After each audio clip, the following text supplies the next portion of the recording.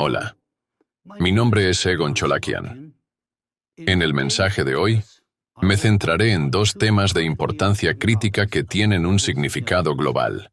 El primero se refiere a una verdadera amenaza geodinámica, la pluma magmática siberiana. Si llegara a entrar en erupción, provocaría una catástrofe a escala planetaria que afectaría no solo a Rusia, sino al mundo entero, siendo especialmente vulnerables los países vecinos. Por ello, hoy analizaré en detalle las consecuencias específicas que esto representa para Ucrania, sus ciudadanos, y la región euroasiática en general, en caso de activación de la pluma siberiana. El segundo tema que deseo abordar es la preocupante situación que se está desarrollando en Ucrania. En concreto, hablaré sobre ciertas personas que trabajan para los intereses de Rusia, cuyas acciones obstaculizan la difusión de información veraz sobre la amenaza que representa la pluma siberiana. Al hacerlo, generan riesgos adicionales, tanto para Ucrania como para la seguridad internacional en su conjunto. En mi anterior intervención, identifiqué a agentes de influencia específicos que operan en Ucrania en interés de ciertos círculos de poder dentro de Rusia. Hoy estoy preparado para nombrar a un agente de influencia concreto y presentar pruebas públicas de su colaboración con un Estado que actualmente se encuentra en un conflicto militar abierto con Ucrania. Me refiero a individuos que, actuando en beneficio de los intereses de Rusia, facilitaron directamente la fabricación de un caso penal contra varios participantes del movimiento Alatra en territorio ucraniano. Es bien sabido que Alatra ha estudiado de manera constante la amenaza que representa la pluma magmática siberiana durante más de 20 años. Durante más de una década, el movimiento ha publicado datos científicamente fundamentados y ha propuesto soluciones concretas y viables para abordar este problema. Es precisamente este trabajo el que ha provocado una feroz resistencia por parte de ciertos intereses particulares dentro del gobierno ruso. Personas para quienes cualquier debate público sobre la amenaza siberiana resulta profundamente incómodo y que están decididas a mantener el silencio en torno a este tema en la esfera pública. Fue por iniciativa de ellos que se lanzó una campaña de descrédito contra Alatra en Ucrania, llevada a cabo a través de agentes de influencia ucranianos, bajo su control. La cuestión en juego va mucho más allá de los asuntos internos de Ucrania. Afecta a cada persona en el planeta. Esto se debe a que nuestro futuro colectivo depende directamente de cómo se desarrollen los acontecimientos en Ucrania hoy y de las decisiones que se tomen respecto a la situación en torno al movimiento Alatra y, por lo tanto, a la difusión de información sobre la pluma magmática siberiana. Es precisamente por esta razón que, en este mensaje, prestaré especial atención a Ucrania, en concreto a las acciones de las personas mencionadas anteriormente, que trabajan en interés de las estructuras de poder rusas mientras disfrazan su agenda bajo narrativas internas ucranianas. Las actividades de estos agentes no solo socavan la seguridad nacional de Ucrania, sino que ponen en peligro la seguridad de todo el mundo al obstaculizar el flujo de información del que dependen millones de vidas. En la parte final de mi intervención, quiero dirigirme a ustedes, a cada uno de ustedes, sobre el papel que desempeñan para asegurar que la verdad salga a la luz. Sin su participación, las posibilidades de supervivencia de la humanidad se reducen a casi cero. Así que comencemos exponiendo a las personas, los nombres y apellidos de los agentes rusos que operan en suelo ucraniano. Respondamos a la pregunta: ¿quién en Ucrania está actuando deliberadamente en interés de Rusia, liderando campañas de descrédito contra Alatra y fabricando casos penales contra sus participantes? ¿Por orden de quién se está haciendo esto? En mi anterior intervención les informé que un agente ruso está operando en Ucrania en nombre de Rasirs, la Asociación Rusa de Centros para el Estudio de Religiones y Sectas, una estructura que promueve los intereses destructivos de ciertos círculos dentro del gobierno ruso bajo la apariencia de una retórica religiosa y de derechos humanos. Después de que esta información se hiciera pública, recibí numerosas preguntas. ¿Quién es esta persona? ¿Quién sirve de puente entre las fuerzas rusas y las narrativas dañinas que amenazan la seguridad nacional de Ucrania? Hoy puedo dar una respuesta definitiva a esa pregunta. Puedo hacerlo porque, como ha sido confirmado de manera fiable, gracias al profesionalismo, la responsabilidad cívica y la postura firme de las fuerzas del orden ucranianas, se ha abierto oficialmente un caso penal contra esta persona, este agente de Razirs que opera dentro de Ucrania. Esto fue posible gracias a la vigilancia y la visión estratégica de los organismos responsables de la seguridad nacional. En primer lugar, del Servicio de Seguridad de Ucrania.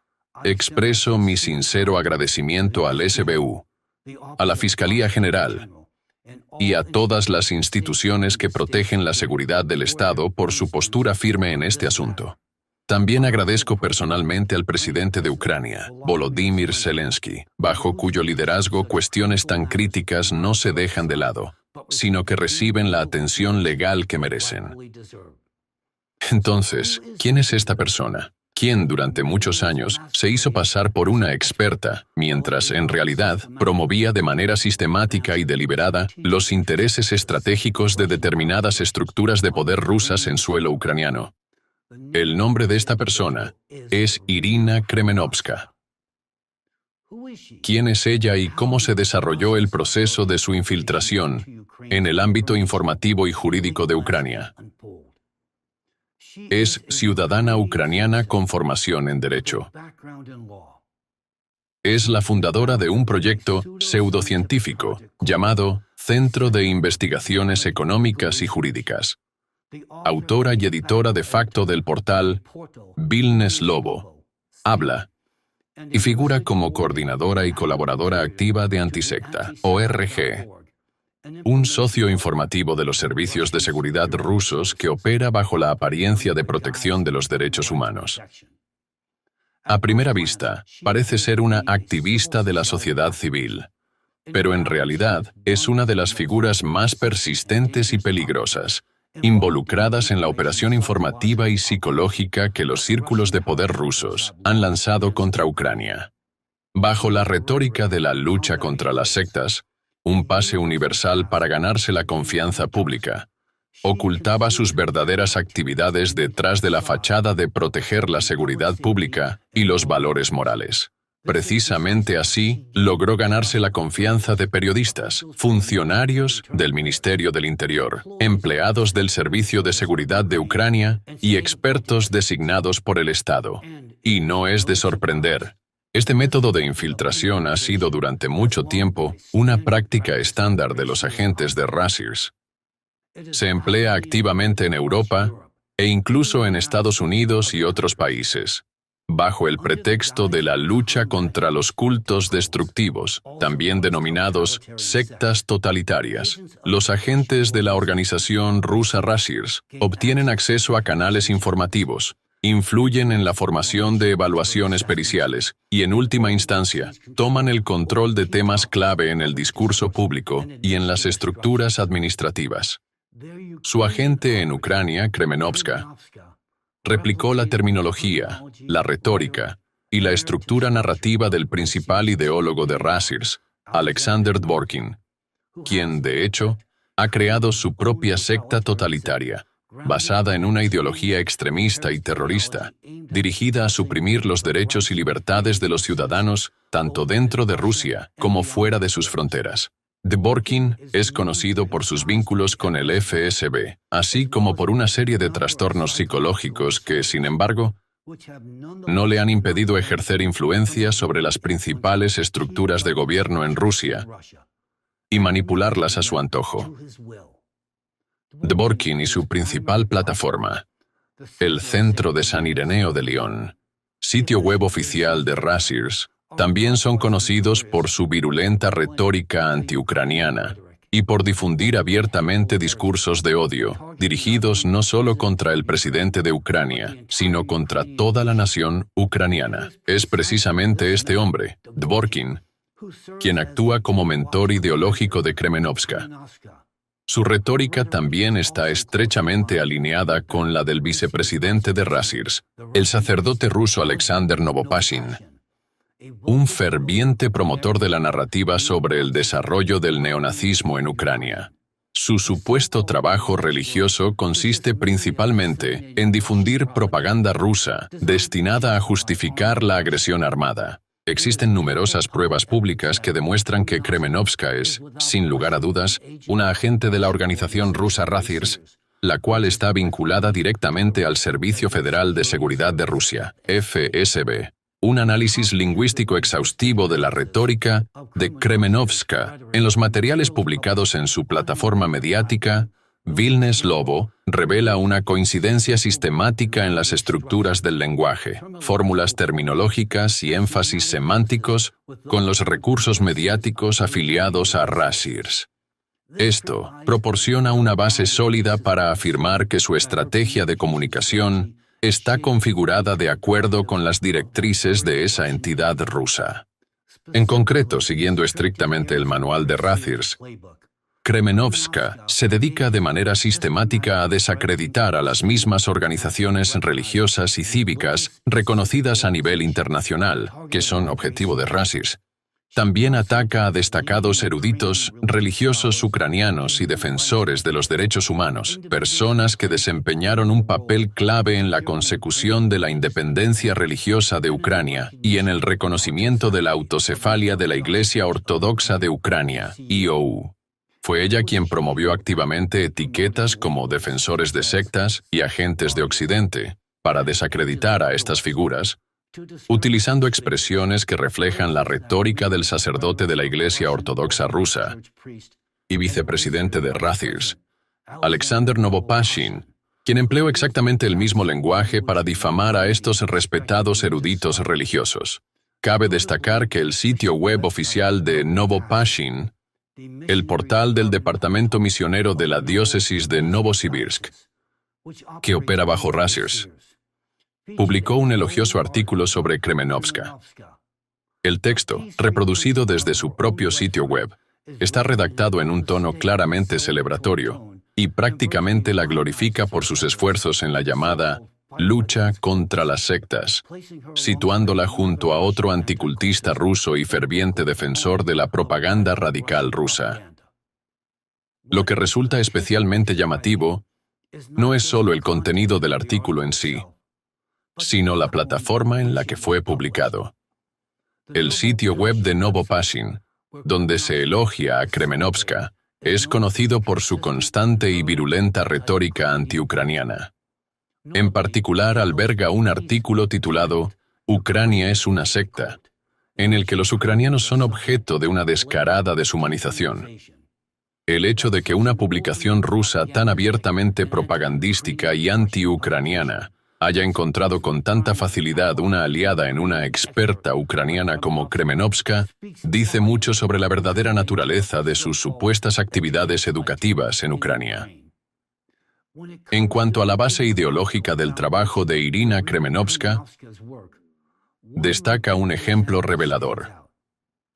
En el sitio web oficial del Centro de Investigaciones Económicas y Jurídicas, que ella dirige, hay una publicación anunciando un proyecto que, aparentemente, está destinado a ayudar a las víctimas de las llamadas sectas. Y en esa misma página, en una plataforma ucraniana y sin ningún tipo de disfraz, aparece el eslogan de Razirs, la organización rusa dirigida por Dvorkin, conocida por sus vínculos con el FSB y su papel activo en las operaciones informativas y psicológicas de Rusia. Esto es un indicio directo de que la fuente ideológica y metodológica de Kremenovska es, en realidad, la agenda rusa. Además, al revisar la versión archivada del sitio web antisecta.org, donde Kremenovska ejercía como coordinadora y una de sus principales colaboradoras, se puede observar que el sitio está saturado de citas de Alexander Dvorkin y enlaces a sus artículos y libros. En la sección de luchadores contra las sectas, el centro ucraniano de Kremenovska aparece abiertamente junto a recursos de Razirs y figuras conocidas por su postura abiertamente antiucraniana. La retórica de Kremenovska respecto al grupo religioso de los Testigos de Jehová también es muy reveladora. Rusia sigue siendo el único país en el mundo donde este grupo ha sido oficialmente designado como extremista y completamente prohibido. Una medida impulsada principalmente por Dworkin y ampliamente condenada por la comunidad internacional como una flagrante violación de los derechos humanos y de la libertad religiosa. Sin embargo, Kremenovska, en sus artículos, elogia esta prohibición como un ejemplo de política eficaz y expresa abiertamente su indignación por el hecho de que Ucrania aún no haya seguido el ejemplo de Rusia en este asunto. Sus escritos sobre los Testigos de Jehová incluyen citas textuales de entrevistas públicas de Dworkin, las cuales presenta como si fueran sus propias conclusiones analíticas. En conjunto, estos elementos forman un panorama claro. Las acciones de Kremenovska no solo están alineadas con la agenda de los servicios de seguridad rusos, sino que están explícitamente fundamentadas en esa agenda como su base ideológica y metodológica. Es fundamental señalar que, en sus propias plataformas, Kremenovska ha alentado abiertamente a los ucranianos a consultar sitios web y blogueros rusos que promueven directamente una ideología orientada a la destrucción de la estatalidad ucraniana. Sus páginas contienen enlaces a materiales de autores que justifican la agresión rusa, propagan desinformación sobre el satanismo en Ucrania y hacen llamados a la llamada desnazificación de los ucranianos. Un lenguaje que desde hace tiempo ha cruzado el umbral de las palabras para convertirse en crímenes de guerra. Resulta difícil, por decirlo menos, creer que todo esto sea una simple coincidencia. Y sin embargo, es precisamente en esas coincidencias donde queda al descubierto la estructura de las operaciones de Razirs. Influencia encubierta, disfrazada de bien público, y un servicio silencioso pero metódico al enemigo. Otro rasgo distintivo de Kremenovska es su inquietante y sádica participación en la caza de perros, una práctica que en cualquier país civilizado provoca no solo condena, sino un profundo rechazo. Junto con un cómplice leal, incluso intentó darle un barniz de respetabilidad a este vil pasatiempo, registrando una supuesta asociación de periodistas cazadores de perros. Presumiblemente, esto tenía como objetivo otorgar cierta legitimidad a sus excursiones nocturnas para matar perros callejeros. Y aunque ya no presume de sus hazañas con la misma frecuencia ni con tanto orgullo, afortunadamente, Internet no olvida. Conserva sus propias palabras, sus confesiones, sobre cómo, con deleite sádico, envenenaba a los perros callejeros y luego, cómodamente sentada junto a su ventana, escuchaba sus aullidos de agonía, que poéticamente describía como serenatas. Perdóneme, Schubert, parece que tiene una rival. Los indignados residentes de Kiev y de la región circundante han alzado repetidamente la voz exigiendo el fin de esta crueldad. Los medios de comunicación ucranianos han denunciado en varias ocasiones sus actos de maltrato animal, y sin embargo, lamentablemente, Kremenovska continúa con sus macabras actividades. Esto puede explicarse por el hecho de que la caza de perros, como fenómeno, también tiene su origen en Rusia, y su alineación ideológica prorrusa parece extenderse a esta forma particularmente grotesca de activismo. Lo que resulta especialmente alarmante es el papel que desempeñó Kremenovska en la campaña cuidadosamente orquestada para desacreditar al movimiento internacional social Alatra. Una vez que ciertos círculos en Rusia se dieron cuenta de que Alatra promovía ideas fundamentalmente contrarias a sus intereses, especialmente por su cobertura pública de la amenaza de la pluma magmática siberiana, Razirs activó rápidamente una estrategia de supresión informativa dirigida contra Alatra. Como parte de esta estrategia, fue desplegada su agente de influencia en Ucrania, Irina Kremenovska. Actuando por órdenes directas desde Moscú, comenzó a implementar metódicamente una campaña de guerra informativa destinada a desacreditar a Alatra, repitiendo palabra por palabra el lenguaje y la retórica del ideólogo sectario ruso Alexander Dworkin y de su plataforma Razirs. que opera como un instrumento directo del FSB. Kremenovska copió y repitió los tópicos calumniosos de Dworkin contra Alatra: secta totalitaria, culto, lavado de cerebro y manipulación del miedo. Un análisis lingüístico revela fácilmente que sus estructuras de frases, terminología y construcciones retóricas son idénticas a las utilizadas en los medios de propaganda rusos y al estilo personal de Dworkin. Pero, por supuesto, ella no se detuvo en el terrorismo informativo. Según el plan ruso, esto era solo la primera fase. Durante 5 años, Kremenovska intentó de manera persistente iniciar procesos penales contra participantes de Alatra. Afortunadamente, a diferencia de Rusia, la democracia en Ucrania sigue funcionando, y gracias a Dios, hay personas dentro de la policía, el Servicio de Seguridad de Ucrania y la Fiscalía que aún poseen conciencia. A pesar de sus agresivas publicaciones y sus intentos de ejercer presión mediante la difamación pública, las fuerzas del orden se negaron a dejarse arrastrar por provocaciones infundadas.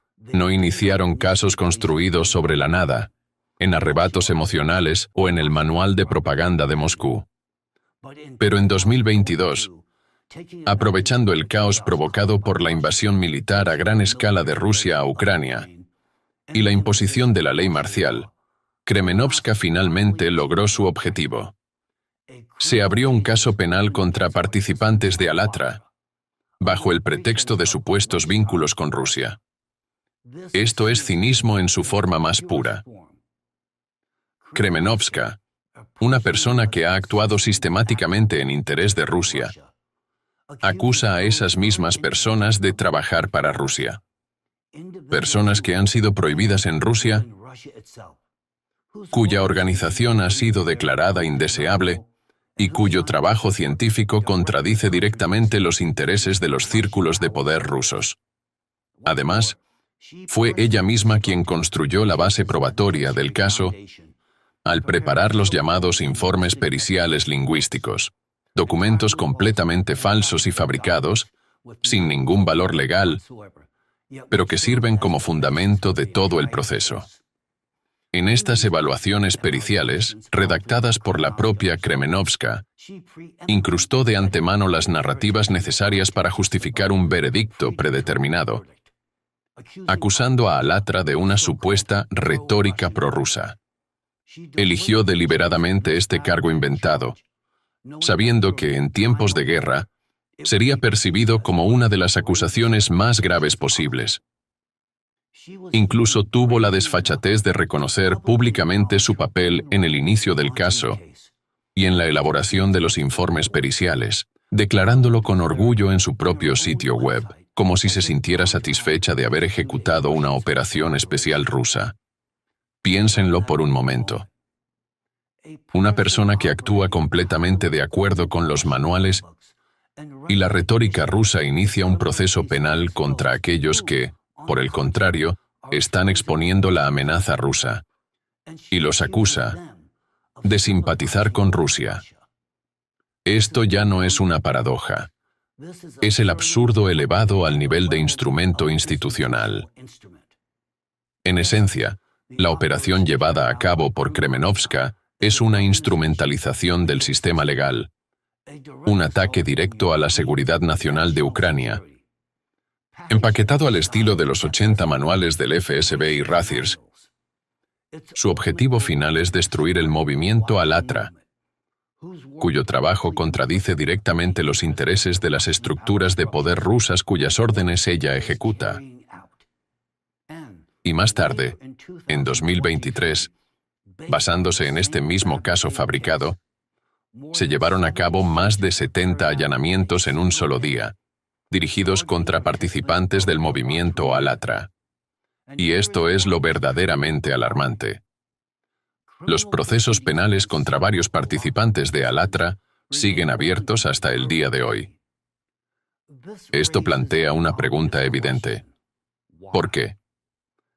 Hay al menos 2 posibles explicaciones. o bien la agente de Razirs, Irina Kremenovska, fue tan eficaz engañando a las fuerzas del orden ucranianas, manipulando hábilmente canales de confianza y logrando presentarse con éxito como una experta. O, quizás aún más interesante, las autoridades ucranianas le dieron deliberadamente suficiente margen para demostrar plenamente sus capacidades con el fin de rastrear la estructura de sus actividades, descubrir sus redes e identificar los métodos de infiltración. Otro acontecimiento importante. Kremenovska también inició un caso administrativo con el objetivo de prohibir el movimiento Alatra. El tribunal, dicho suavemente, no quedó impresionado con su supuesto análisis pericial. En su fallo oficial, el tribunal declaró que el dictamen pericial presentado no podía ser considerado prueba admisible, ya que fue elaborado por una parte con intereses directos en el resultado del caso. Pero eso no es todo. El mismo fallo judicial señaló específicamente que sus materiales contenían formulaciones predefinidas, copiadas de fuentes de Internet, elaboradas para producir un resultado predeterminado.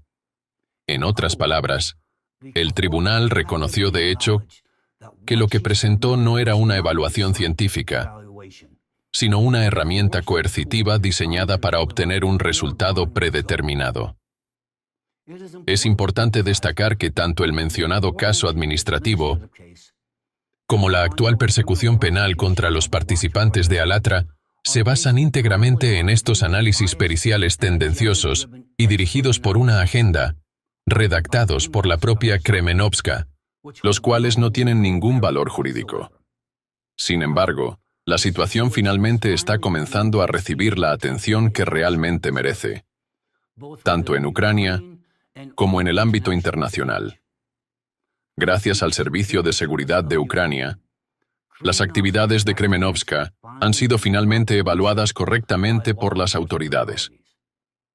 Se ha abierto un caso penal en su contra, una medida largamente esperada y totalmente justificada. Según la información disponible, el caso se ha iniciado bajo un artículo relacionado con la incitación al odio interétnico y social. Pero cuando se examinan sus acciones a lo largo de los últimos años, su carácter sistemático y el daño que ha causado de manera constante a Ucrania, resulta absolutamente evidente que no se trata simplemente de un caso de incitación. Lo que estamos viendo, en cambio, presenta todas las características del artículo 111 del Código Penal de Ucrania: alta traición. Simplemente hay demasiadas coincidencias como para considerar esto un simple error de una experta. Sus acciones han sido demasiado deliberadas y están demasiado alineadas con la metodología rusa de presión informativa y jurídica. Por lo tanto, Irina Kremenovska no es simplemente una periodista, una experta o una activista de la sociedad civil. En realidad, es un recurso operativo en una campaña a largo plazo destinada a socavar la estabilidad jurídica e informativa de Ucrania. Sus actividades claramente violan la Constitución de Ucrania, contradicen las normas europeas e internacionales de protección de la libertad de conciencia, presentan claros indicios de alta traición según el artículo 111 del Código Penal de Ucrania, incluyendo la deshumanización sistemática y la promoción del odio hacia grupos sociales y religiosos. Detrás de los pulidos eslóganes de Kremenovska se esconde una campaña estructurada cuya misión es quebrar la columna vertebral de la seguridad nacional de Ucrania. Y para construir una sociedad verdaderamente democrática, es necesario resistir no solo a los enemigos abiertos con armas en las manos, sino también a los agentes encubiertos armados con bolígrafos, teclados y un dudoso estatus de expertos. La tragedia más profunda de lo que está ocurriendo radica en el hecho de que Irina Kremenovska, a través de sus publicaciones mediáticas, informes periciales falsificados y los procesos penales que inició, ha causado daño no solo a un grupo específico de personas o a la sociedad ucraniana. En realidad, ha obstaculizado activamente el trabajo de un movimiento internacional cuyos esfuerzos son de importancia crítica para el futuro de todo el planeta. No se trata simplemente de un asunto ucraniano. Es una cuestión que nos concierne a todos, porque las consecuencias de acontecimientos catastróficos incontrolados nos alcanzarán a cada uno de nosotros. Alatra no es simplemente una red de voluntarios. Es una comunidad de personas, científicos, investigadores y mentes afines, que durante muchos años han estudiado los procesos climáticos y geodinámicos globales, identificando amenazas geofísicas ocultas, incluida la pluma magmática siberiana, un fenómeno que representa una amenaza existencial para la humanidad. Si lo recuerdan, fueron los participantes de Alatra quienes, a través de sus investigaciones, ampliaron nuestra comprensión de este fenómeno y comenzaron a desarrollar soluciones prácticas, científicas, humanitarias y de cooperación. Y es precisamente por esta razón que se convirtieron en un objetivo. Porque su conocimiento, compromiso y credibilidad obstaculizan una estrategia basada en el silencio, la desinformación y el encubrimiento. La verdad sobre la pluma siberiana es una verdad incómoda para ciertos círculos de poder en Rusia, aquellos que temen su divulgación más que a cualquier sanción. ¿Por qué? Porque si la población toma conciencia de la realidad del riesgo de erupción de la pluma siberiana, podría desencadenarse una migración masiva fuera del país, lo que provocaría un éxodo de la fuerza laboral y, como resultado, enormes pérdidas financieras personales para esos mismos detentores del poder. Y como para ellos el beneficio económico importa más que la vida humana, suprimen cualquier información sobre la realidad de esta amenaza. Por eso Rasirs hace todo lo posible por silenciar a quienes dicen la verdad sobre la pluma siberiana, destruir su reputación e inutilizar su capacidad de actuar. En este contexto, Kremenovska no es simplemente una agente ideológica. Es una herramienta utilizada para socavar activamente los esfuerzos reales destinados a proteger a la sociedad. No se limita a escribir artículos. Ella fabrica narrativas jurídicas falsas diseñadas para paralizar operaciones, intimidar a personas y desestabilizar iniciativas cruciales. Cada uno de sus movimientos es un paso más hacia el despojo de la humanidad de su oportunidad de defenderse ante una catástrofe planetaria. Hoy debemos hablar con claridad. Esta campaña pseudopericial de Rasirs para desacreditar a Alatra y a sus participantes es, en esencia, una guerra contra el futuro. Una guerra contra aquellos que podrían y deberían estar ayudando al mundo entero. Pero mientras se vean obligados a defenderse de falsas acusaciones, mientras se les prive de la posibilidad de realizar su trabajo a plena capacidad, todos estamos perdiendo tiempo, y con él, nuestras oportunidades. Por eso, proteger a estas personas y desenmascarar a figuras como Kremenovska ya no es solo una cuestión de reputación o de justicia. Que el mundo sea capaz de exponer a agentes como Kremenovska determinará si aún tenemos una oportunidad de evitar una catástrofe que todavía puede ser prevenida. Esto no se trata únicamente de defender la integridad del movimiento Alatra. No se trata solo de desenmascarar la red de Rasirs. Se trata de proteger la capacidad de la humanidad para responder a un desafío que la propia naturaleza nos ha puesto por delante. En este momento, no debemos desperdiciar esta oportunidad vital para hacer frente a una amenaza geodinámica capaz de destruir la vida en nuestro planeta. Es importante destacar que, por órdenes de las estructuras de poder rusas, Kremenovska lanzó una campaña particularmente agresiva contra un participante específico del movimiento Alatra. Todo lo que hemos mencionado, procesos penales, ataques contra Alatra, informes periciales copiados al pie de la letra de la metodología de Rasirs, no fue simplemente un ataque contra una organización. Fue una operación dirigida a neutralizar a una sola persona. Desde el principio, este individuo fue su objetivo principal. Se trata de un hombre cuyo nombre muchos en el mundo quizás aún no conozcan, pero al que ya le deben más de lo que podrían imaginar. El nombre de este señor es Igor Danilov. ¿Por qué él? Porque fue Igor Danilov quien hace 20 años fue el primero en identificar la existencia y la inminente activación de la pluma magmática siberiana, su ubicación, sus propiedades, su comportamiento y su potencial catastrófico.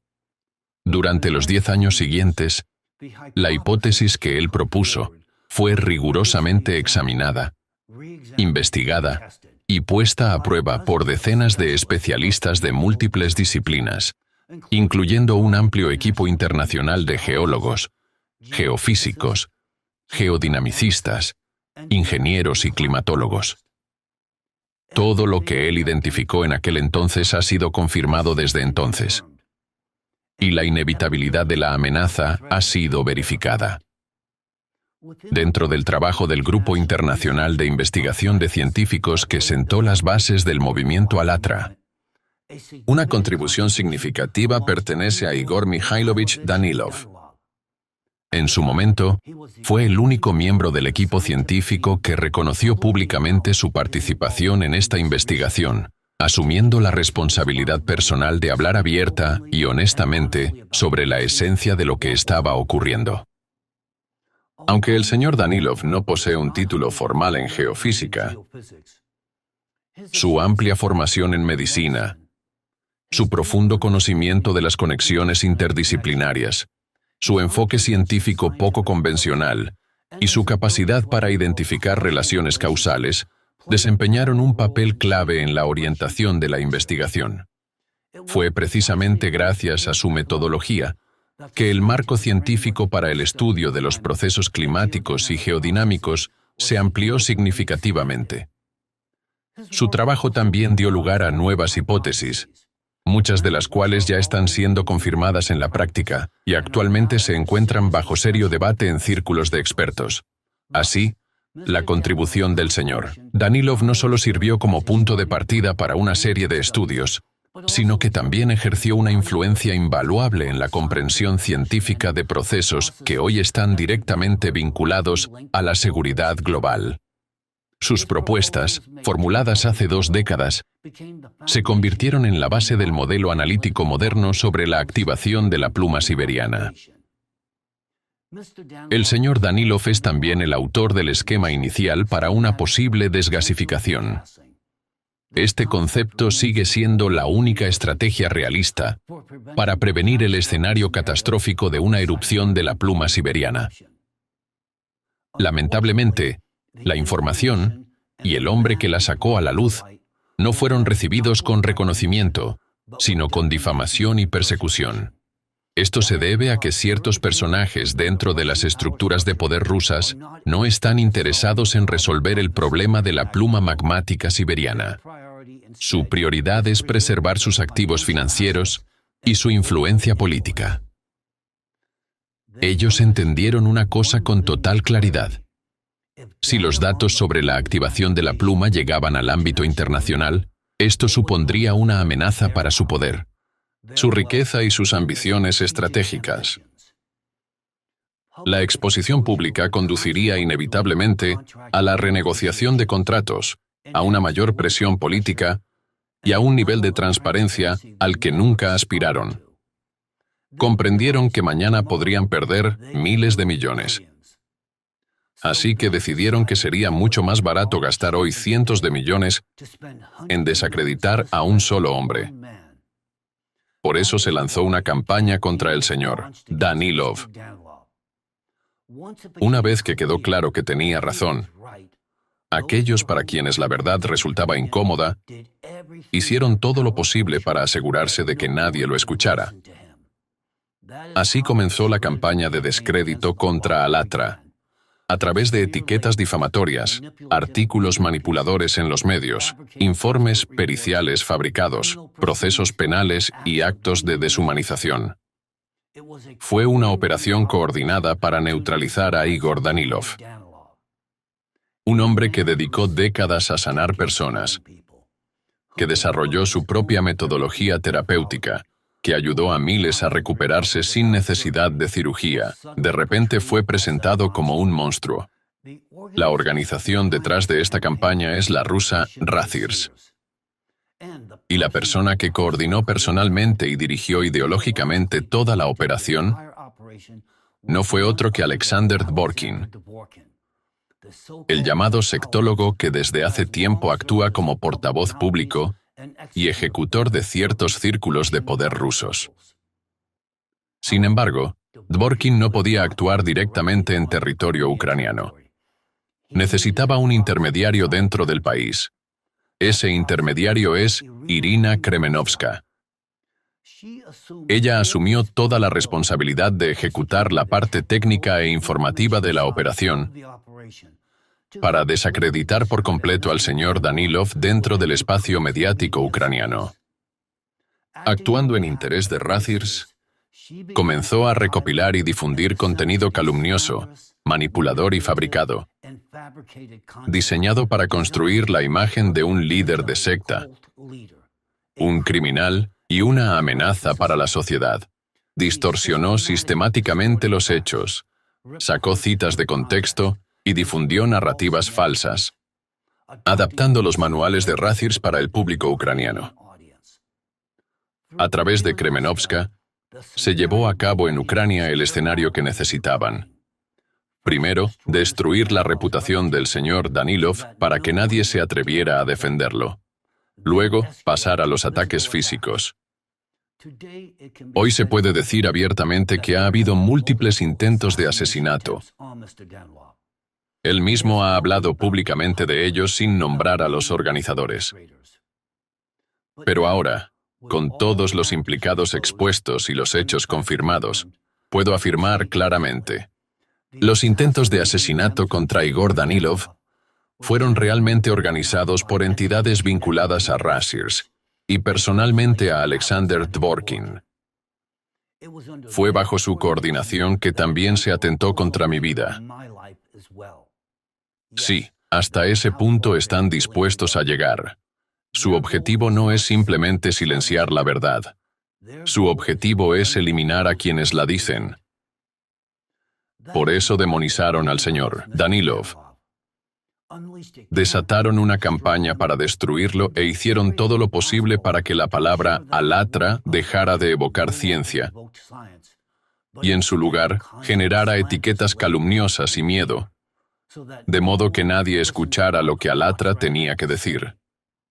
¿Por qué lo hicieron? ¿Y con qué propósito? Porque cuando amenazas mundos que sabes que han sido construidos sobre mentiras, entonces tú te conviertes en el objetivo a destruir. Por eso están dispuestos a gastar cientos de millones de dólares para mantener el silencio, con el fin de preservar sus billones. Para evitar que esos falsos mundos se derrumben, era necesario que la gente permaneciera en la oscuridad, para que los ciudadanos de Rusia siguieran viviendo, trabajando y criando a sus hijos en el lugar más peligroso de la Tierra, generando beneficios para ellos, sin darse cuenta de que podían perecer en cualquier momento. Así fue como se puso en marcha el guión: destruir la fuente de información, desacreditar la base científica, apagar la voz. Pero a la verdad no se la puede matar. Puede ser silenciada, calumniada, distorsionada, pero perdurará. El señor Danilov no es solo una persona. Es una oportunidad para que la humanidad elija el camino de la razón y enfrente la amenaza de la pluma magmática siberiana a través de la ciencia, con rigor científico y responsabilidad. No pueden imaginar cuántos sistemas vitales ya dependen de las ideas propuestas por esta sola persona.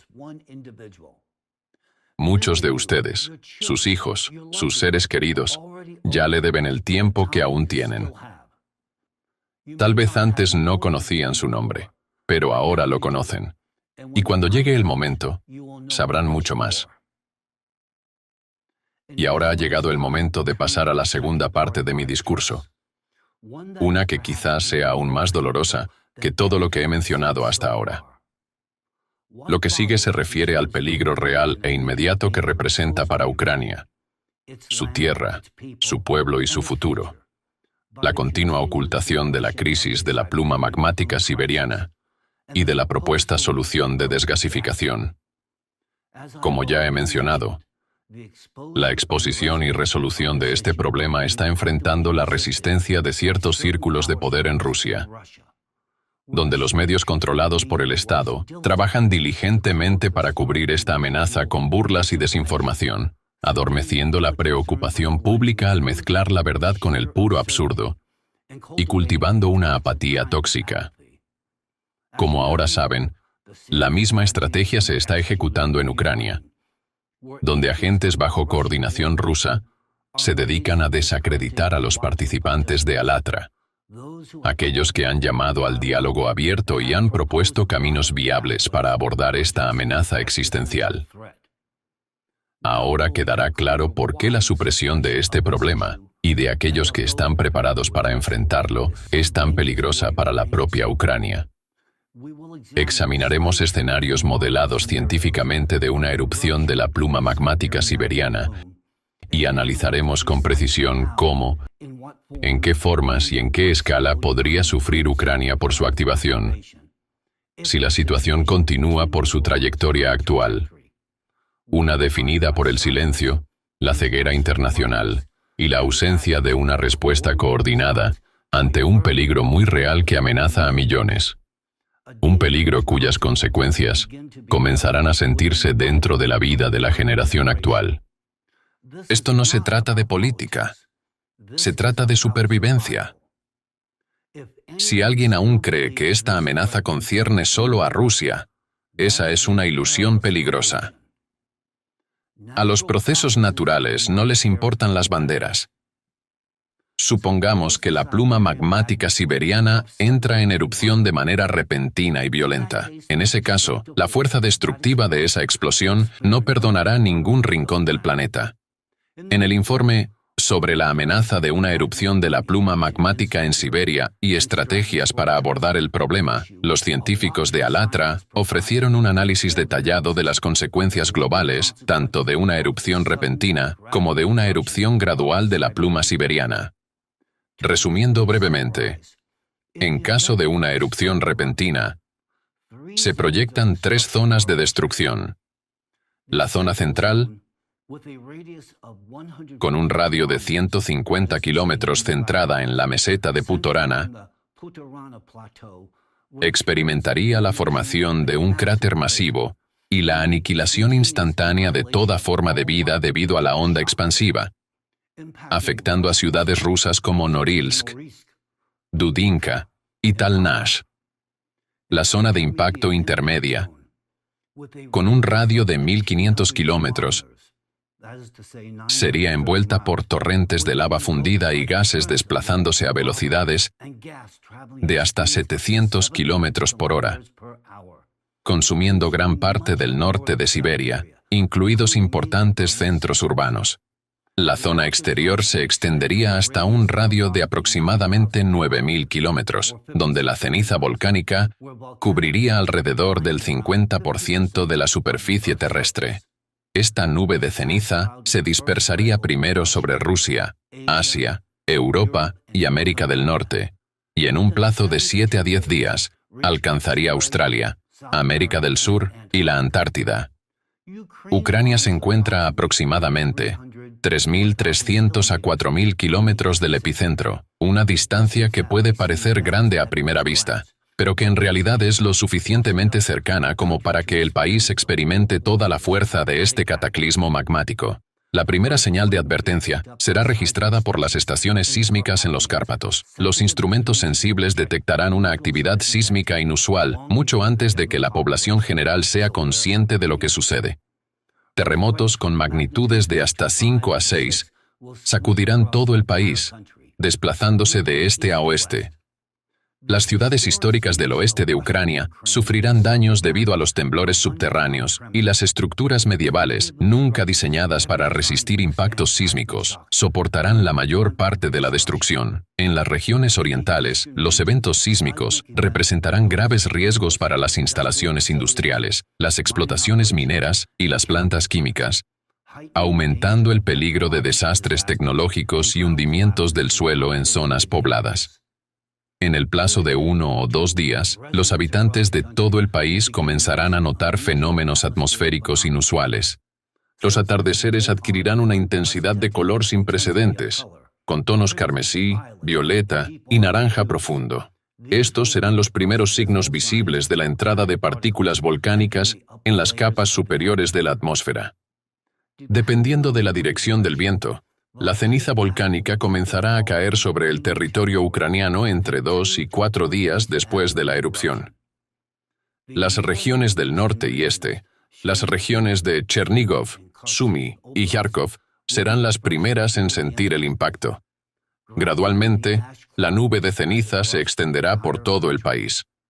Al final de la primera semana, Ucrania estará cubierta por una capa gris-negra de entre 30 y 50 centímetros de grosor. Las regiones agrícolas del centro de Ucrania, a menudo conocidas como el granero de Europa, sufrirán una rápida degradación del suelo. Los fértiles suelos negros, formados a lo largo de milenios, quedarán sepultados bajo una capa tóxica que hará imposible el cultivo de alimentos durante varios miles de años. Los campos sembrados de Poltava, Jersón y Vinitsa se convertirán en páramos cubiertos de ceniza, y los cultivos recién brotados perecerán bajo la capa abrasiva. En cuanto comience la caída de ceniza, la infraestructura de transporte del país empezará a colapsar. Todos los medios de transporte se detendrán por completo, ya que los motores fallarán rápidamente. La ceniza volcánica, una vez absorbida por los cilindros, actúa como abrasivo, destruyendo los componentes metálicos. El sector energético de Ucrania entrará en una crisis severa. Las centrales nucleares Zaporizhia, Rivne, Khmelnytsky y Ucrania del Sur se verán obligadas a reducir drásticamente la producción de electricidad. Las centrales térmicas de carbón enfrentarán la contaminación del combustible y el bloqueo de los filtros, lo que llevará a apagones generalizados.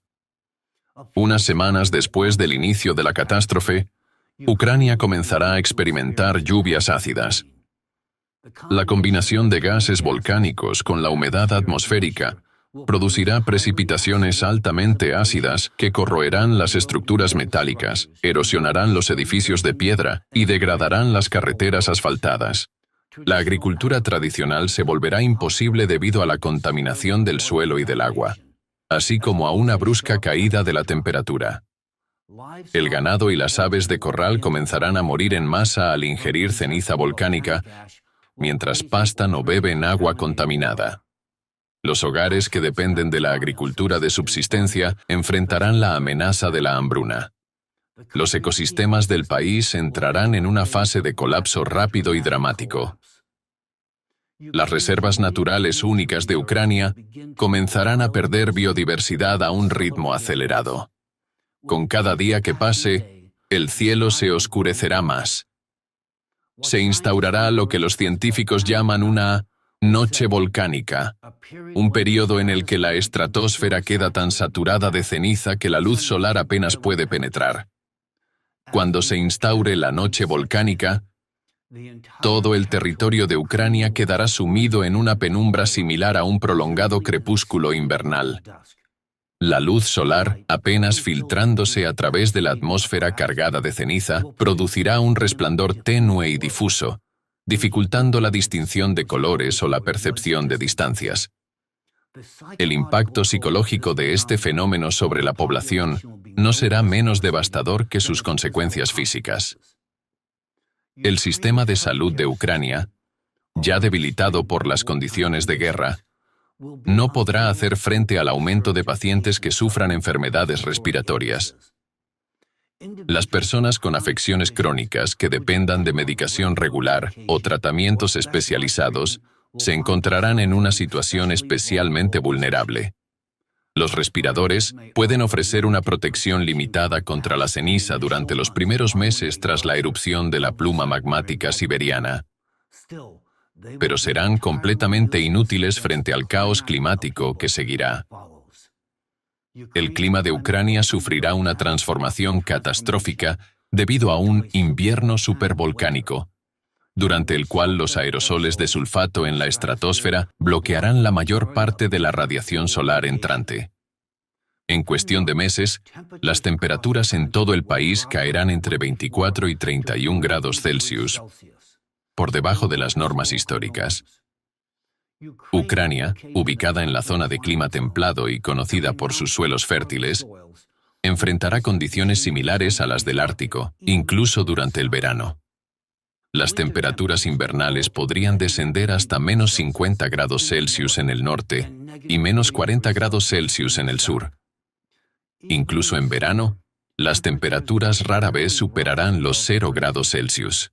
Las principales vías fluviales del país, el Dnieper, el Dniester, el Bug meridional y el Siversky Donets, se congelarán hasta el fondo. La cascada de centrales hidroeléctricas del Dnieper dejará de funcionar. La captación de agua para las ciudades e instalaciones industriales se volverá imposible. El Mar Negro, que nunca se ha congelado por completo en la historia registrada, comenzará a helarse a lo largo de las costas de Odessa, Jersón y Crimea. Una anomalía térmica tan extrema hará que el territorio de Ucrania sea prácticamente inadecuado para la agricultura tradicional y la mayoría de las formas de actividad humana sin refugios especializados. En tales condiciones, la supervivencia será posible solo para aquellos que tengan acceso a refugios seguros, equipados con sistemas autónomos de soporte vital, reservas de alimentos y suministros médicos. Sin embargo, incluso los grupos mejor preparados eventualmente enfrentarán el agotamiento de recursos, ya que la duración de un invierno supervolcánico podría extenderse durante siglos o incluso milenios. El mismo escenario aguarda a los países de Europa y a todo el continente euroasiático. Las consecuencias para el resto del mundo serán aún más devastadoras. En los primeros días, el tráfico aéreo mundial se detendrá debido a las nubes de ceniza que saturarán la atmósfera. La interrupción de la logística global, la caída masiva de ceniza y el colapso de las cadenas de suministro agrícola desencadenarán una crisis alimentaria mundial. Muchos países enfrentarán una escasez energética, lo que provocará shocks económicos e inestabilidad política.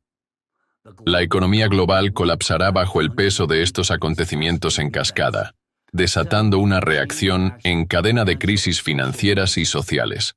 Una caída repentina de temperatura de 24 a 31 grados Celsius, lluvias ácidas y una grave contaminación del suelo diezmarán la agricultura no solo en Eurasia, sino en todo el mundo. Miles de millones de personas y animales perecerán durante el primer año, víctimas del hambre, la escasez de agua, el aire tóxico y la rápida desestabilización climática. En las décadas siguientes, la continua erupción de la pluma magmática siberiana traerá consecuencias aún más devastadoras. La estructura de la civilización global colapsará, y al menos el 99% de la humanidad perecerá debido a las condiciones extremas.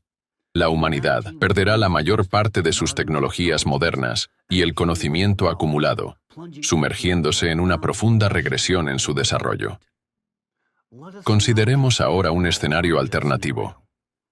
Una erupción lenta de la pluma magmática siberiana, en la que la lava rompería gradualmente la corteza terrestre a lo largo de siglos, permitiendo la posibilidad de supervivencia durante el primer año en algunas zonas de Ucrania y las regiones exteriores de Rusia. Incluso bajo tales condiciones, la liberación prolongada de lava a través de Siberia desencadenaría consecuencias catastróficas a largo plazo que transformarían el planeta por miles de años. La atmósfera se saturaría de sustancias tóxicas, provocando lluvias ácidas a escala planetaria y la destrucción de la capa de ozono.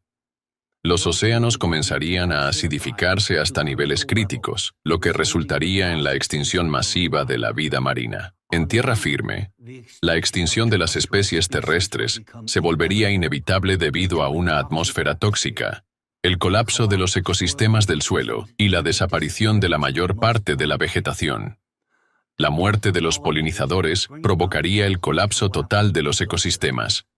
Se produciría un evento de extinción masiva, afectando al 75 al 95% de todas las especies vivas, tal como ocurrió hace 250 millones de años.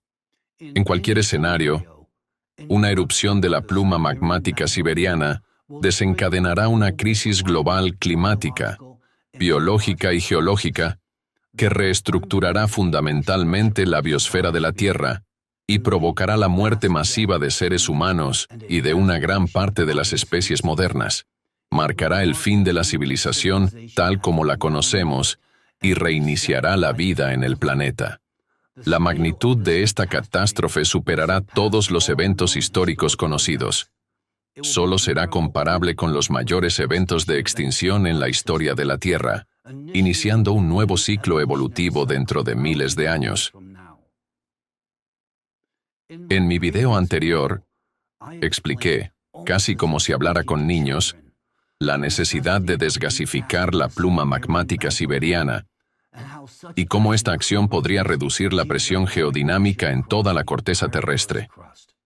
Sin embargo, parece que algunos puntos clave no fueron comprendidos correctamente. Ya vieron el ejemplo que di la última vez con el globo azul, pero profundicemos más.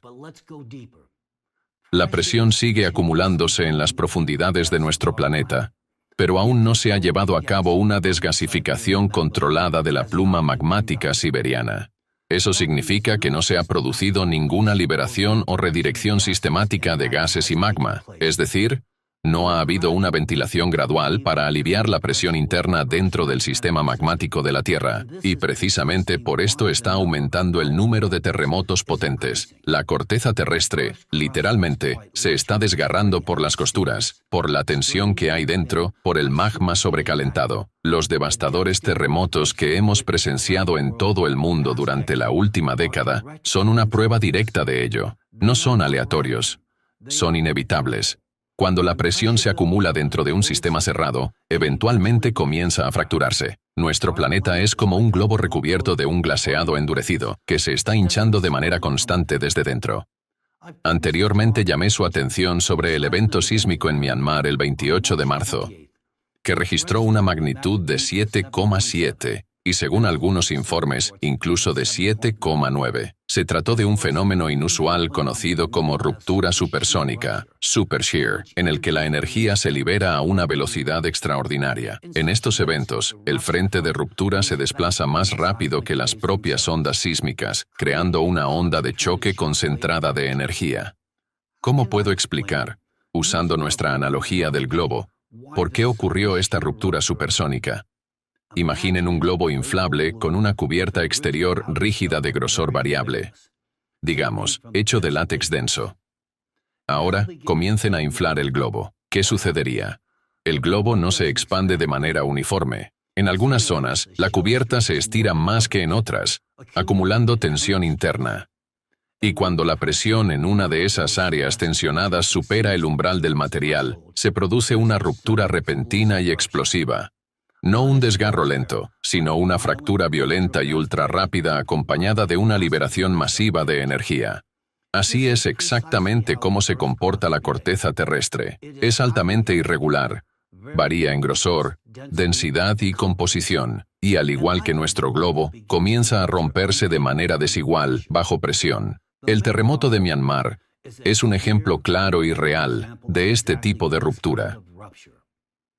Todo esto está ocurriendo porque aún no se ha realizado la desgasificación planificada de la pluma magmática siberiana. El volumen excedente de magma permanece atrapado dentro de un sistema cerrado. La presión en el interior de la Tierra sigue aumentando, lo que impulsa el crecimiento exponencial tanto de la frecuencia como de la intensidad de los terremotos. Como he dicho antes, y lo repetiré, seguiremos viendo cada vez más desplazamientos anómalos, rupturas atípicas, empujes y levantamientos por todo el mundo, día tras día. En este sentido, a principios de abril surgieron varias noticias importantes que me gustaría comentar. La primera proviene de Japón, donde un grupo de trabajo del gobierno revisó su evaluación de daños ante el esperado megaterremoto a lo largo de la fosa de Nankai, frente a la costa pacífica de Japón. La nueva proyección estima que un terremoto de magnitud 9,0 podría causar aproximadamente 298.000 muertes. Los sismólogos japoneses informan que la probabilidad de que ocurra este evento en los próximos 30 años es de alrededor del 80%. El gobierno está ahora modelando simulaciones tridimensionales para visualizar los impactos esperados de este desastre. Están viendo una de esas simulaciones en su pantalla ahora mismo. Según el informe de los científicos japoneses, los daños económicos proyectados por esta catástrofe anticipada ascienden a 270.300 billones de yenes, el doble del presupuesto nacional de Japón. Los científicos de ALLATRA advirtieron sobre la amenaza de este terremoto hace muchos años. Los expertos japoneses explican por qué el gobierno está prestando ahora especial atención a la fosa de Nankai. Dicen que se debe principalmente al gran terremoto del este de Japón. Cuando este terremoto ocurrió en 2011, su magnitud superó con creces lo que cualquiera en Japón había anticipado. Ese evento despertó la preocupación dentro del gobierno de que podrían estar subestimando la amenaza que representa la fosa de Nankai. Pero les diré qué es lo que no están tomando en cuenta. Es la pluma magmática siberiana. Lo que están pasando por alto es lo mucho que aumenta el riesgo de un terremoto catastrófico en Japón, debido al hecho de que aún no se ha realizado una desgasificación controlada y planificada de la pluma siberiana. Parece que les resulta más fácil calcular las pérdidas proyectadas, cientos de billones de yenes y cientos de miles de vidas, que evaluar los beneficios de implementar una desgasificación controlada y sistemática de la pluma en Siberia. Además, a finales de marzo de este año, un equipo de sismólogos chinos publicó un estudio revisado por pares advirtiendo sobre el aumento del riesgo de terremotos devastadores, similares al que sacudió Myanmar el 28 de marzo.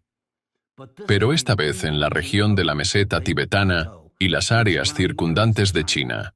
Los investigadores también identificaron correlaciones entre los ciclos de actividad sísmica y los cambios en la velocidad de rotación de la Tierra. El estudio fue ampliamente difundido en los medios. Los informes señalaron que el estudio, dirigido por el ingeniero superior Zhu Hongbin, de la Oficina Sismológica de Pekín, fue publicado el 20 de marzo en el Journal of Geodesy and Geodynamics, una revista académica emitida por la Administración de Terremotos de China. La región podría estar entrando ahora en la fase inicial de un nuevo período de actividad sísmica, escribió el equipo de Zhu. Lamentablemente, desde entonces ese estudio ha desaparecido del acceso público. Este grupo de expertos chinos había realizado un trabajo importante. Después de todo, el terremoto en Myanmar ocurrió durante una fase de transición en la velocidad de rotación diaria de la Tierra. Ellos incorporaron la rotación terrestre en su análisis, pero no tomaron en cuenta el factor más crítico de todos, la presión que se acumula en el interior del planeta, impulsada por la pluma magmática siberiana. Una vez más, debo enfatizar que el globo se está reventando por las costuras, porque la presión en el interior de la Tierra sigue aumentando. ¿Qué puedo decir al respecto? La falla de San Andrés, aquí mismo en Estados Unidos, también muestra señales claras de una inminente ruptura catastrófica supershear. Los países que ya han sufrido continuarán experimentando terremotos devastadores. En Japón y China, Myanmar y Tailandia, Turquía y Siria, Afganistán y Marruecos, Bolivia y Chile. Todos estos potentes y destructivos terremotos están ocurriendo porque no se ha realizado a tiempo una desgasificación controlada de la pluma magmática siberiana. Ahora que comprenden plenamente que una serie de potentes terremotos que se han cobrado cientos de miles de vidas, podrían haberse evitado si la pluma magmática siberiana hubiera sido desgasificada con antelación, comienzan a darse cuenta de la magnitud de la oportunidad que la humanidad ha dejado pasar. Estamos hablando de un enfoque fundamentado científicamente, capaz de reducir la presión en el interior de la Tierra y detener los procesos geodinámicos en cascada que conducen a eventos catastróficos. Esta solución todavía está al alcance. Nuestras vidas aún pueden salvarse, pero la ventana de oportunidad no es infinita. El problema es el siguiente. Aquellos que hablan abiertamente y con honestidad sobre este tema y que ofrecen una solución concreta respaldada por años de investigación científica y datos, están siendo reprimidos. Estas personas son silenciadas, desacreditadas, procesadas y, en algunos casos, amenazadas e incluso objeto de atentados. Y en esta atmósfera de miedo, represión y difamación, ¿cómo se espera que estas personas continúen su trabajo? ¿Cómo pueden investigar, informar, advertir, cuando todo a su alrededor está diseñado para detenerlas? Y aún así, no se detienen. Los participantes del movimiento internacional social ALLATRA son valientes científicos, investigadores y voluntarios, personas de extraordinaria fortaleza interior y un compromiso inquebrantable. Frente a una presión y adversidad abrumadoras, ellos persisten. Siguen intentando llegar a ustedes, explicar, fundamentar la verdad. Continúan adelante, por el futuro de todos nosotros. Algunos de ustedes, que están escuchando atentamente ahora mismo, pueden sentir una reacción interna natural y totalmente justificada. ¿Cómo es posible esto? ¿Por qué nadie escucha? ¿Cómo puede ignorarse una amenaza para toda la humanidad? Debe hacerse algo, y con urgencia. Si están sintiendo eso, tómenlo como una buena señal. Significa que su conciencia está viva. Significa que aún llevan dentro un sentido de justicia y responsabilidad. Pero debo advertirles, no caigan en ilusiones. Hagan un simple experimento personal. Solo observen su propia conciencia durante los próximos 2 días después de haber escuchado todo lo que aquí se ha compartido. Sobre la realidad de la pluma siberiana, la amenaza de su erupción y las posibilidades muy reales de solucionarlo. Probablemente descubrirán algo tanto asombroso como profundamente inquietante. En el plazo de 2 días, esta información, tan urgente y vívida hoy, comenzará a desvanecerse. La sensación de inmediatez se atenuará. Su atención se desplazará. El impulso de actuar se disolverá. Lo que ahora parece completamente claro empezará a parecer lejano, abstracto, como algo que no les concierne. Esto no es culpa suya. Es un mecanismo integrado en la psique humana. Cuando una persona se enfrenta a una verdad traumática, especialmente una de magnitud global, la mente, instintivamente, busca protegerse del estrés psicológico. Suprime el conocimiento, entierra la amenaza y la empuja fuera de la conciencia, susurrando, más tarde. Ahora no. No es asunto mío. Y aquí radica una de las principales causas del silencio global. Por eso tantas personas se resisten a escuchar la amarga verdad, y mucho menos a compartirla. Es una forma de parálisis psicológica. Hasta que nosotros, como sociedad, reconozcamos este mecanismo interno y aprendamos a enfrentarlo, incluso el conocimiento más vital y las advertencias científicas más urgentes seguirán desapareciendo de la conciencia pública antes de convertirse en acción. Esta supresión mental es provocada por el miedo. Miedo a que la amenaza no sea teórica, sino real. No lejana, sino cercana. No mañana, sino ahora. La mente humana se resiste a aceptar una nueva visión del mundo porque hacerlo implicaría la necesidad de cambiar.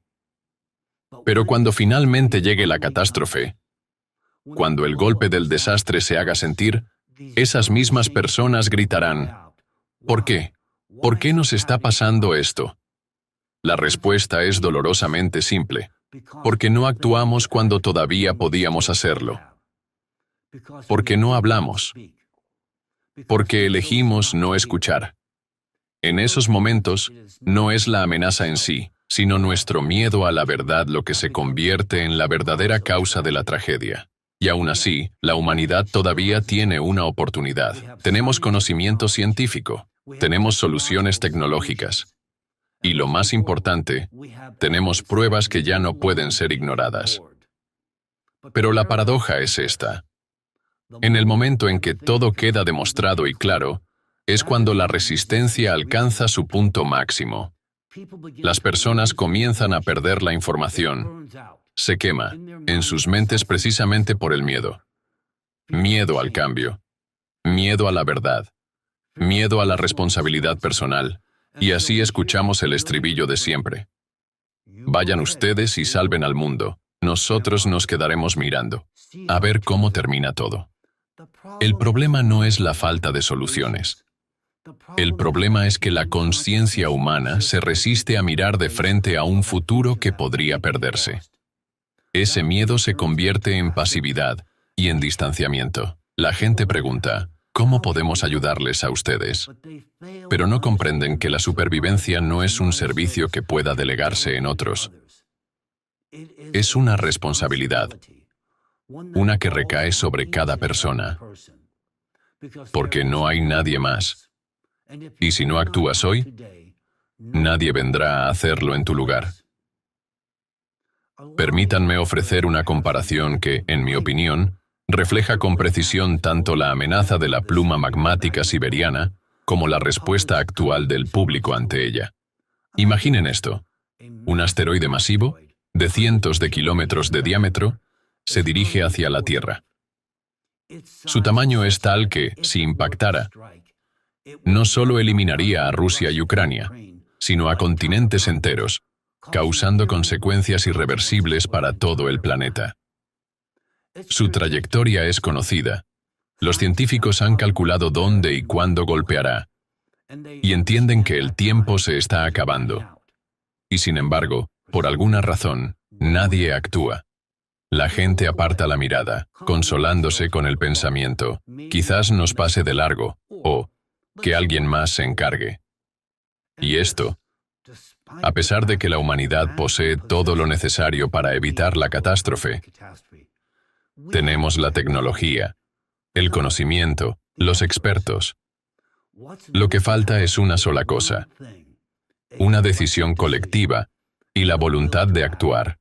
Esta es precisamente la lógica que se está desarrollando hoy en el caso de la pluma magmática siberiana. La única diferencia es que esta amenaza no está descendiendo del cielo, sino que está ascendiendo desde las profundidades de la Tierra. Sin embargo, en términos de consecuencias, no es menos destructiva que el impacto de un asteroide.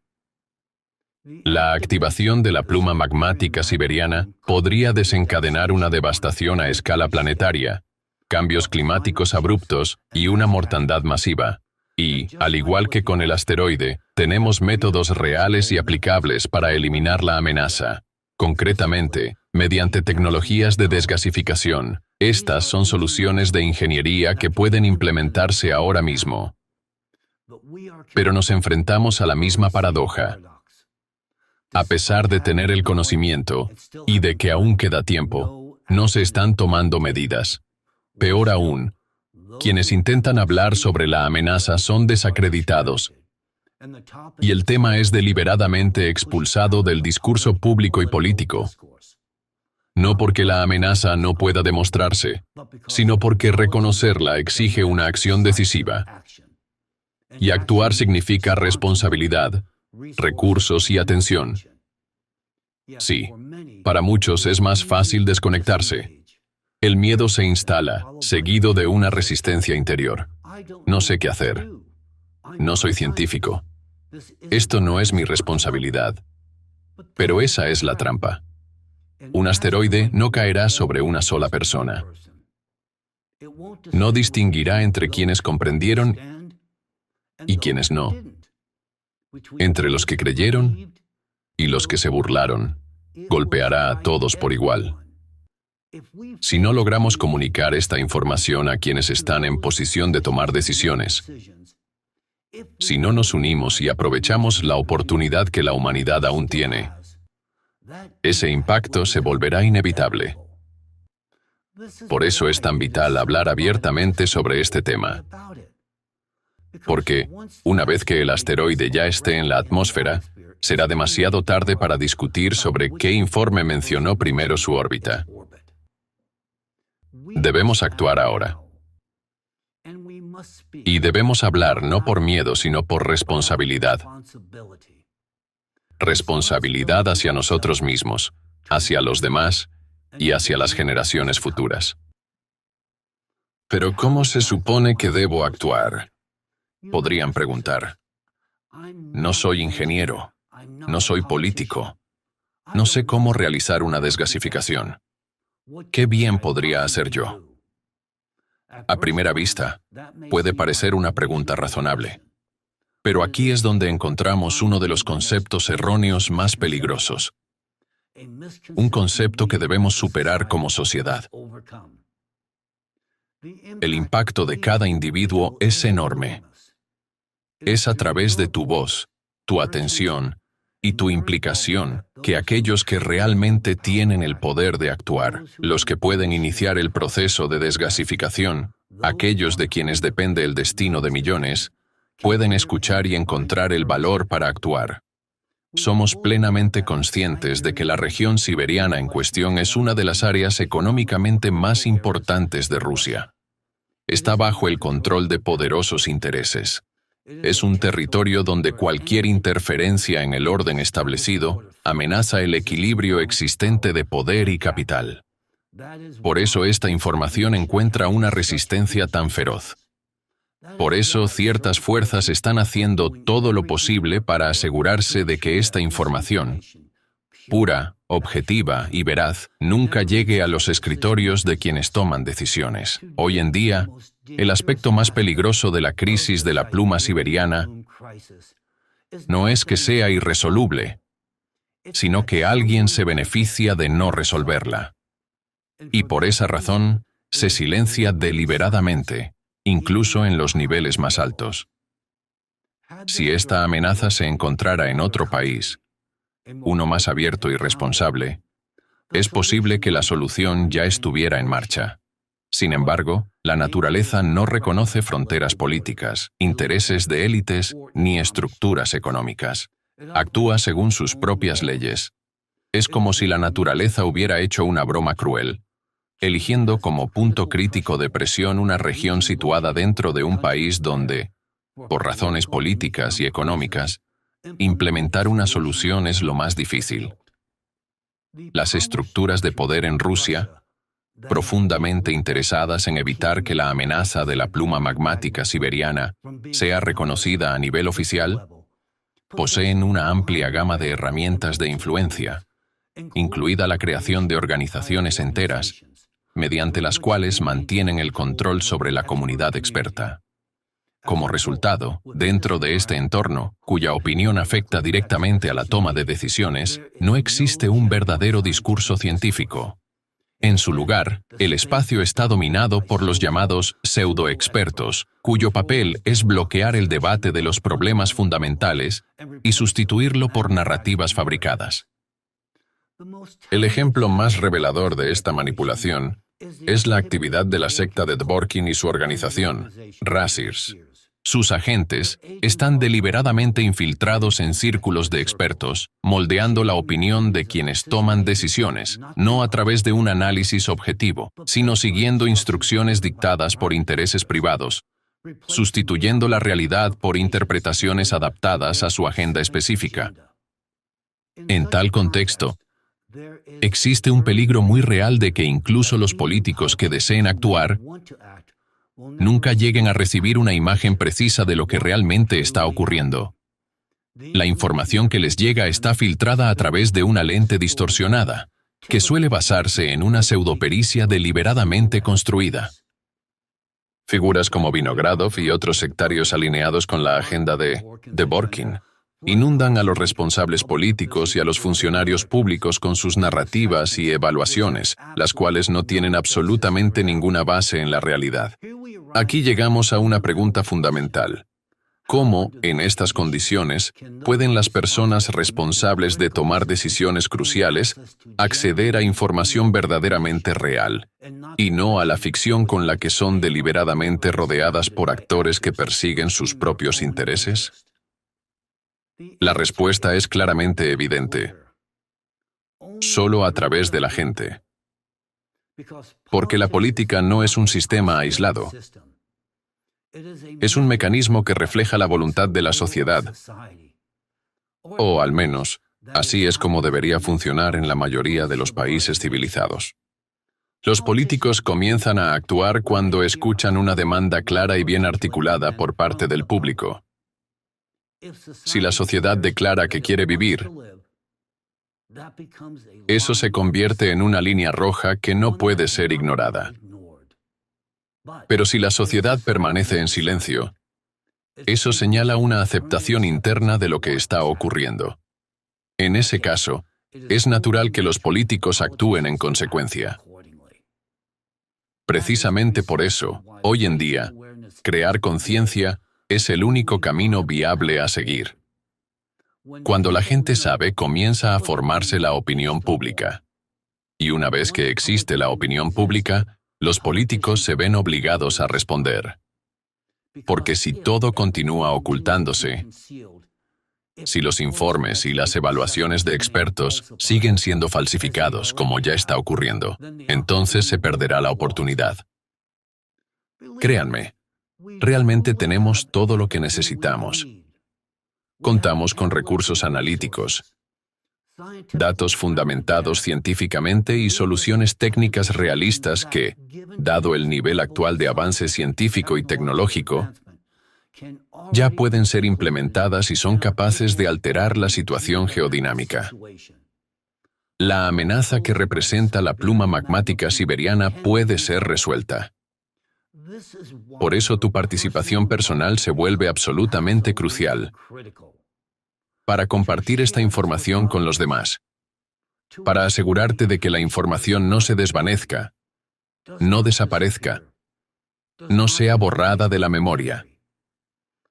Solo cuando la gente sabe, comienza a formarse la opinión pública. Y la opinión pública ya no son solo palabras. Es una herramienta. Es fuerza. Y esa fuerza ahora está en manos de quienes por ahora solo me están escuchando. Ustedes, las personas que me escuchan, son padres, hermanos, hermanas, hijos. Ustedes son quienes pueden proteger a las personas que aman. Ustedes son los únicos que pueden preservar un futuro para los niños. Porque tarde o temprano, cada uno de nosotros tendrá que responder a una pregunta pendiente. ¿Qué hiciste cuando supiste?